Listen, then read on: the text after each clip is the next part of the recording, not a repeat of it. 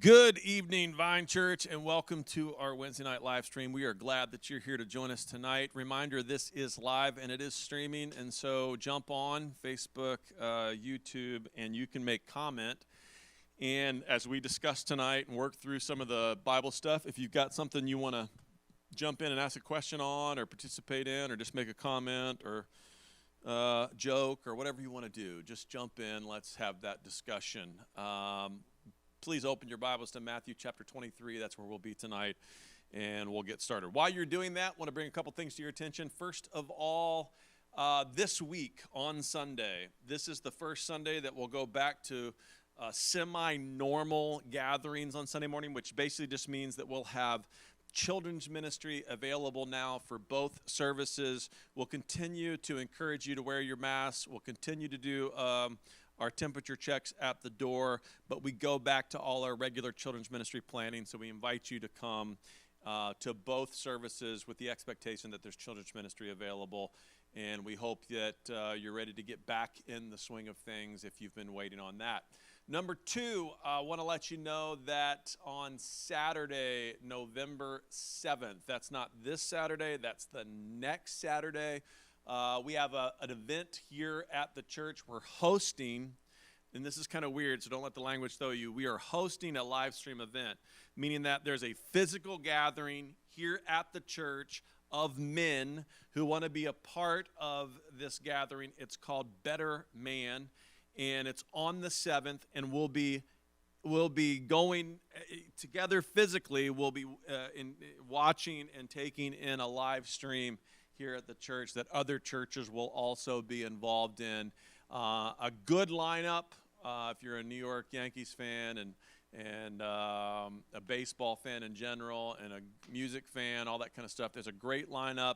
We'll get to watch that through the live stream and then have discussion amongst ourselves and dinner that night.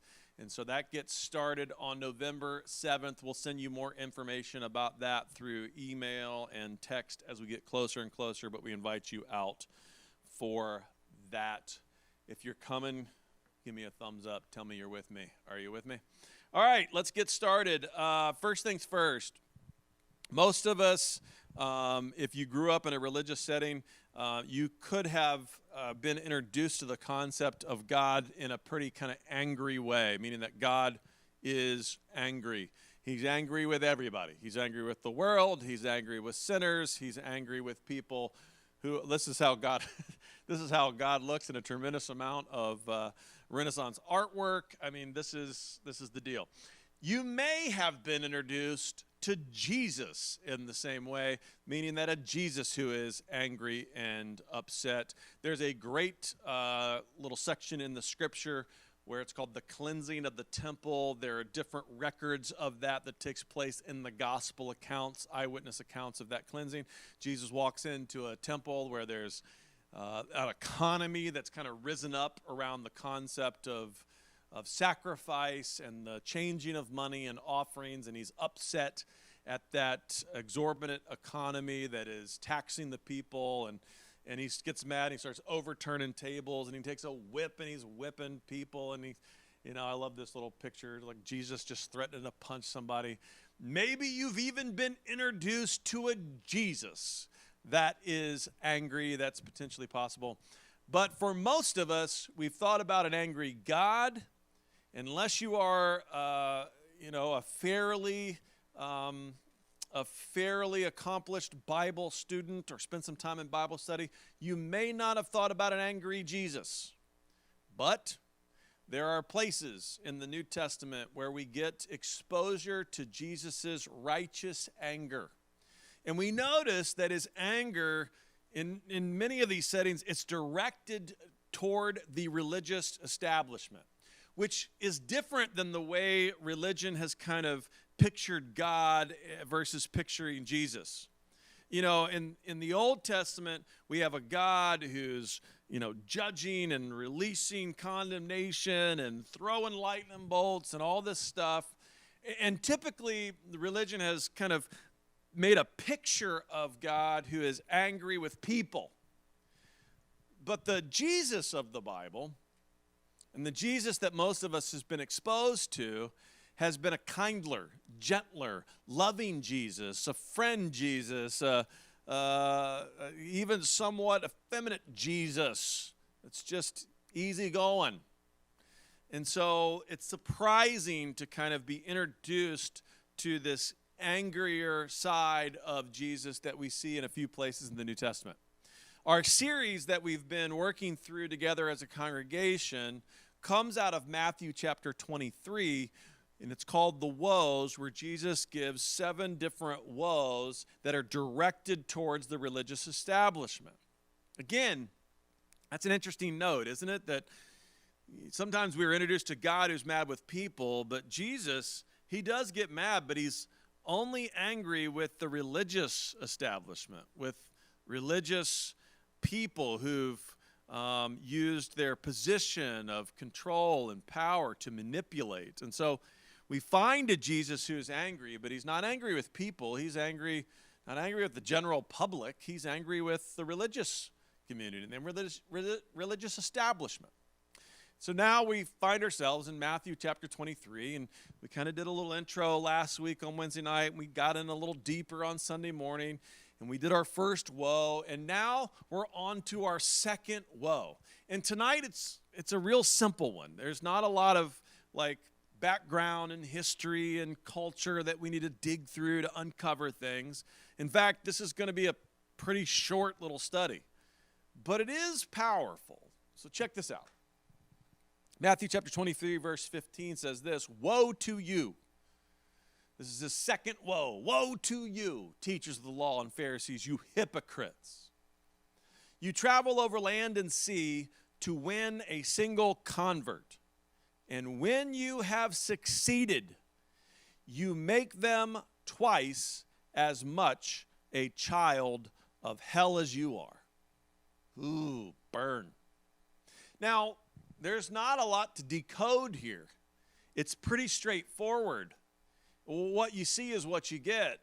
Jesus is saying, he starts off in that first woe and with his intro statement to the religious establishment of his day, and he says, you guys are hypocrites.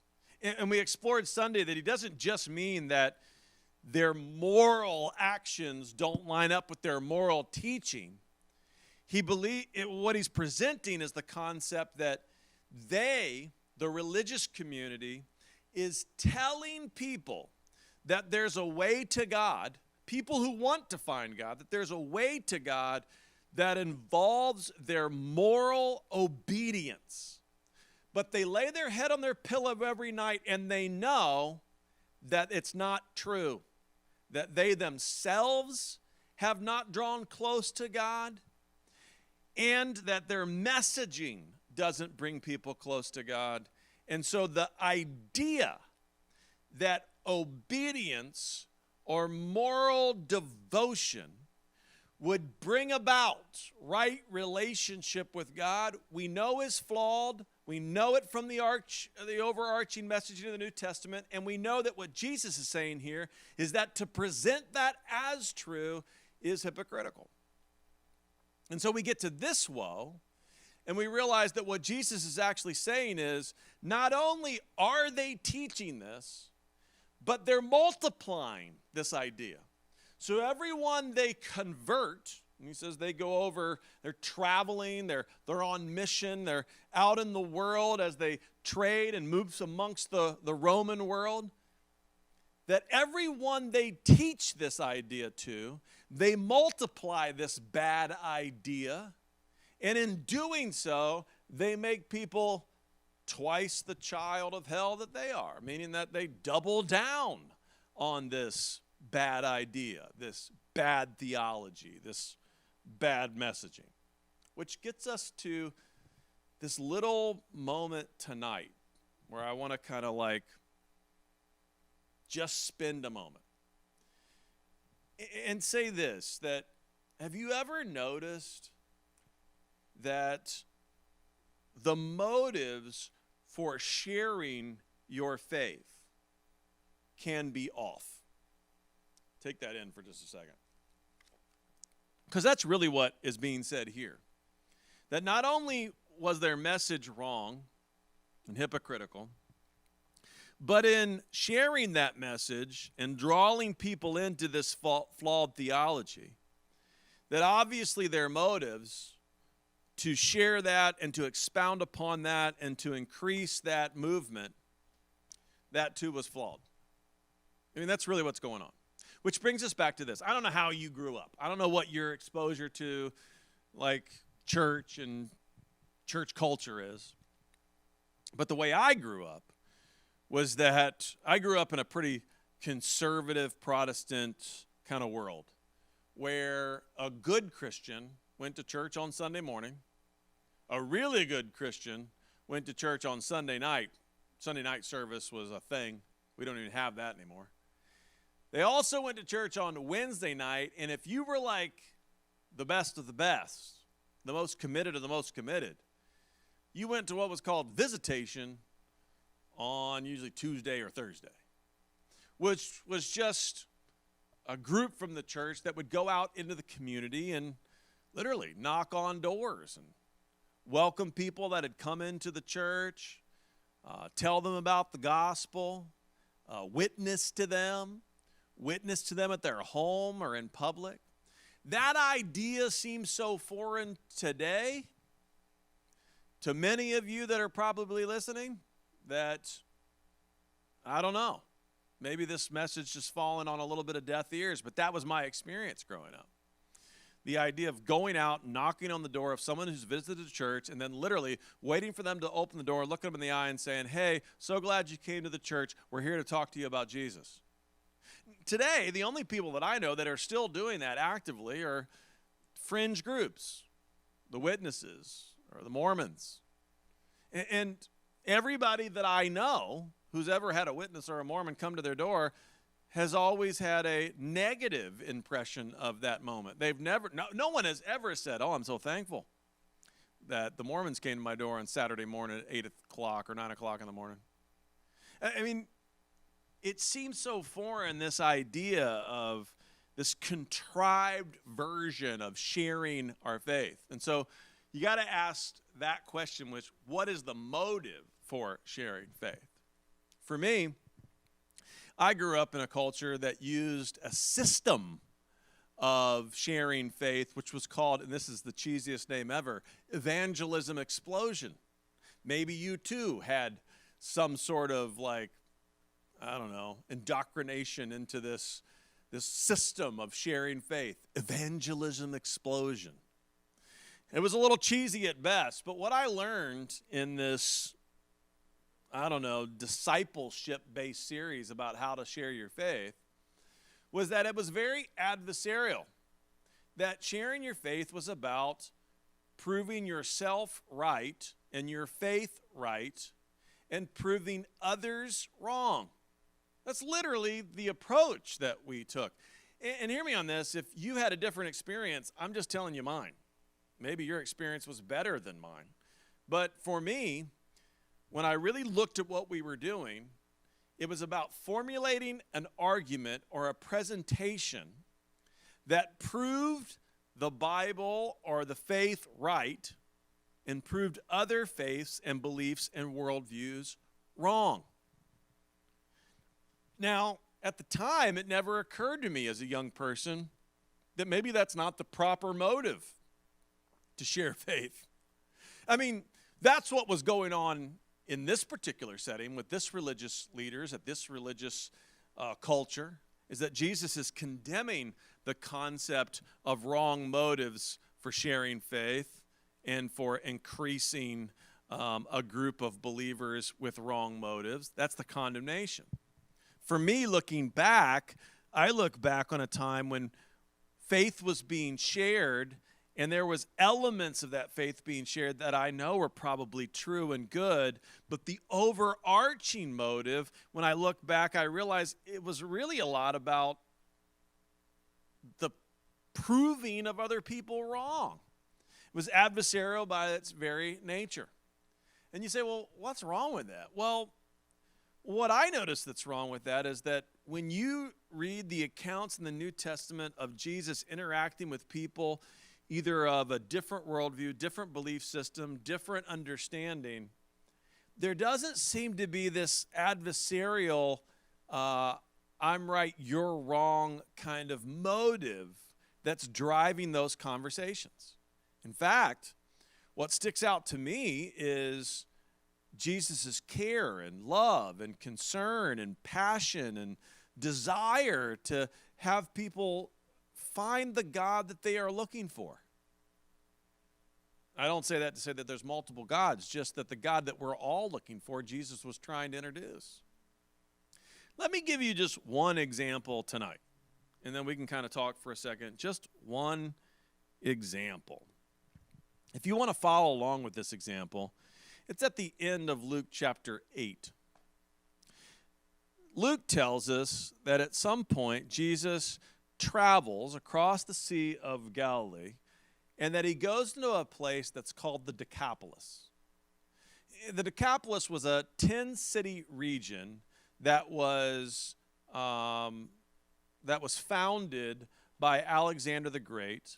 Many former military leaders and families had retired or moved there or migrated there under his leadership. And so it was a very Roman area. It was a very, it had a lot of Greek influence, Roman influence, polytheism influence. It was not, it wasn't culturally Jewish. And so when Jesus goes there, he's leaving his kind of like Galilean, very Jewish cultural setting into a very Roman world setting, and he goes to minister.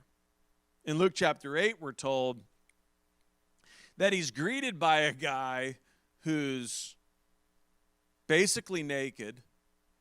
He is possessed by a demon, or demons, the Bible tells us, and he's obviously deeply disturbed and living outside of the Decapolis in the cemetery.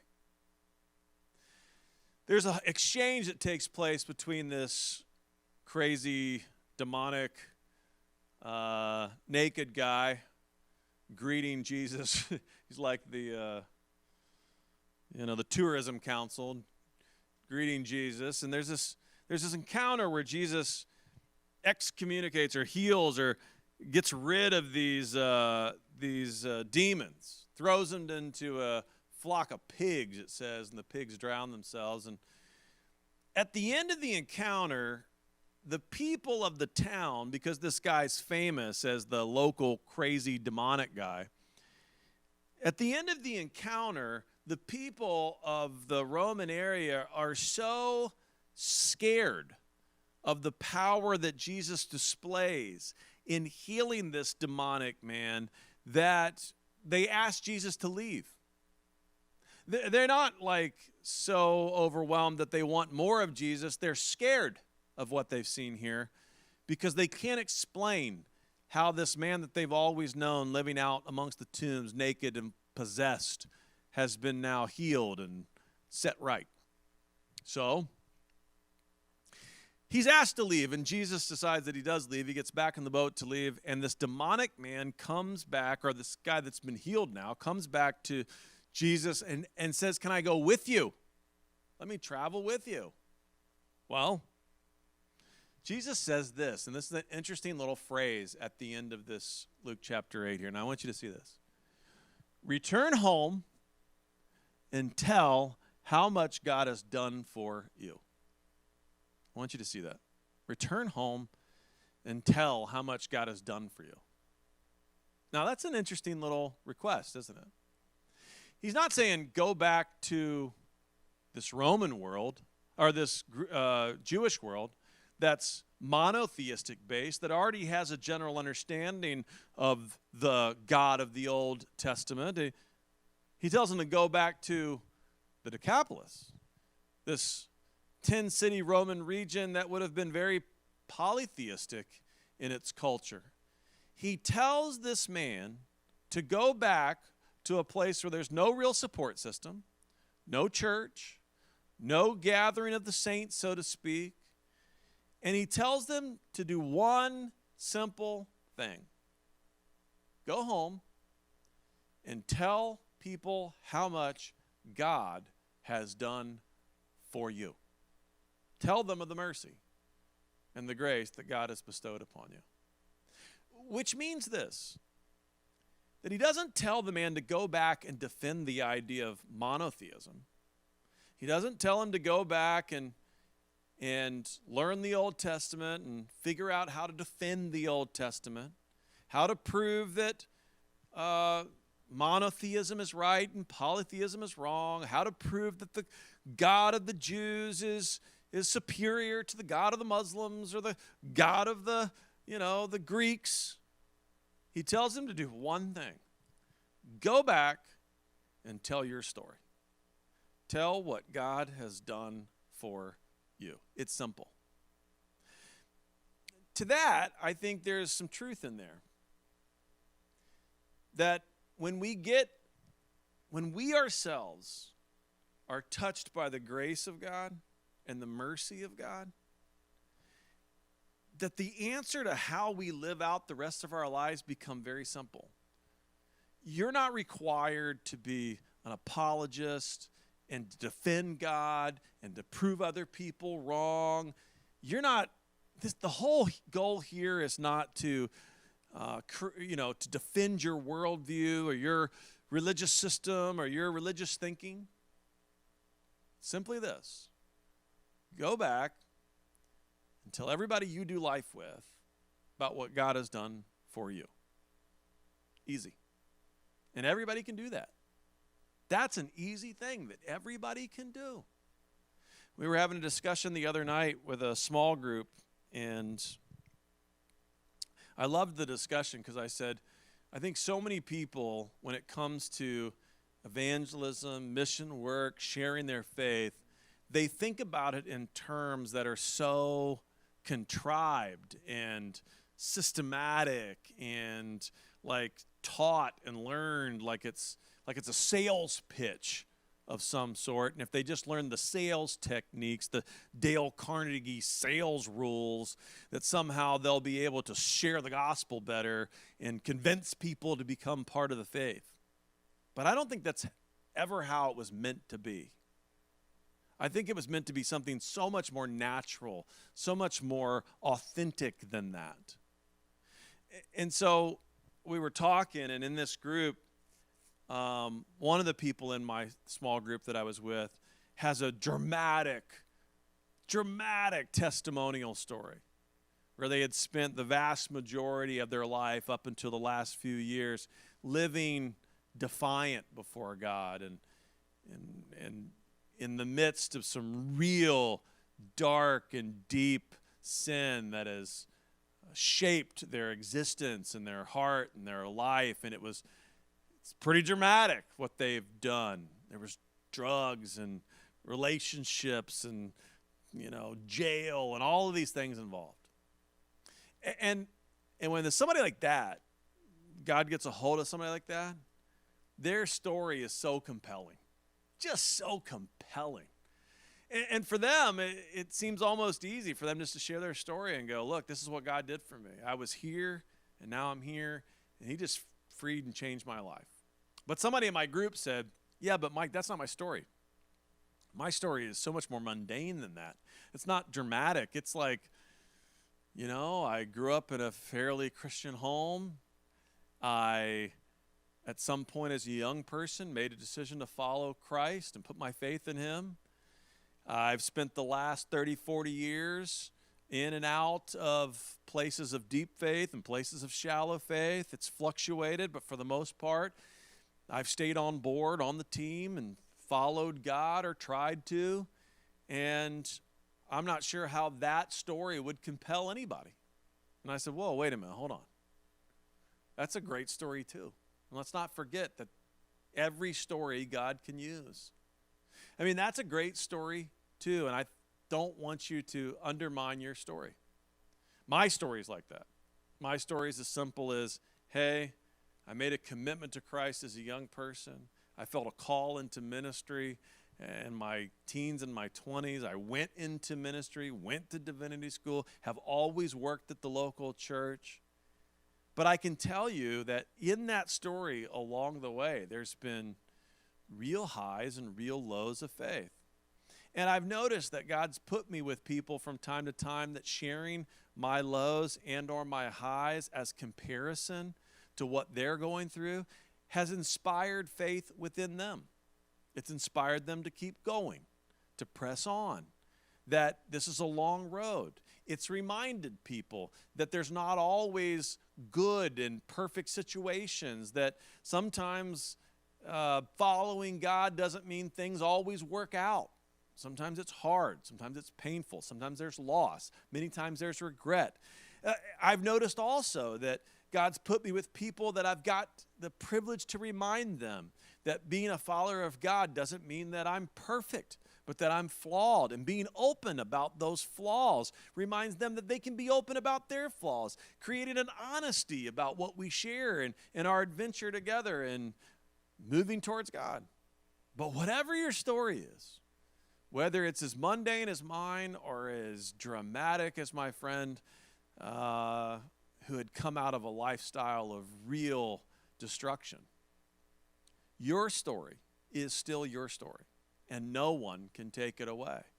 And it is the best and most authentic messaging tool that you have in sharing your faith. And when it comes to sharing your faith, God doesn't need you to defend him. He doesn't need you to make him right and everybody else wrong. He doesn't need you to defend the Trinity or Noah's Ark or whether the Bible is all true or any of that stuff. He just asks that simple question or tells them to do this simple directive. Go and tell the people what God has done for you. That's it. Simple as that. And you say, well, I'm not sure how to put that into words. Well, start writing it down. Like your mom said, count your blessings, write it down, and then share what God has done over the long haul in your life and how he's held you up and supported you. This is the proper response for people of faith. He says to the religious group, he says, woe to you, woe to you. Because when you convert people with your system of false teaching, telling them that morality will lead to their relationship with God, that if they're good enough, they'll be one with God, it's destructive. In fact, I'd say just the opposite's true for you and I. That when we share our faith, it's a journey of grace and mercy and what God's done in the midst of our imperfections, our moral shortcomings. Are you with me? That's about as good as I can give it to you tonight. All right. Thanks, man. Appreciate you, Ernesto. This is my sweater. If you want one of these, you can get onto the church page and get you one of these. This is the Aramaic letter N for Nazarite, what some radical Muslims in Iraq call Christians, Nazarites, and it's what they, in many places, spray paint and paint on doors of Christians they plan to execute. It's one of the ways we stand in solidarity with those in other countries who stand up for their faith, even in the midst of some real hate. So you can join in on that. Thank you for your comment. Appreciate you on that. Let's look at a couple other things. That was my life. Yes, sir. Tiffany says, I get it. Kathy says, you bring me back way back. Machine in my days as a baby Christian. Ours was each one, reach one. Yeah, I hear you on that. And then Lourdes, appreciate you. Juan, appreciate you. Be safe out there in Texas, buddy. Love you. All right, everybody. I'll see you Sunday morning. We'll continue with our third woe. Be here. And remember, first and second service has children's ministry now. Jump on in. Love you. Mean it.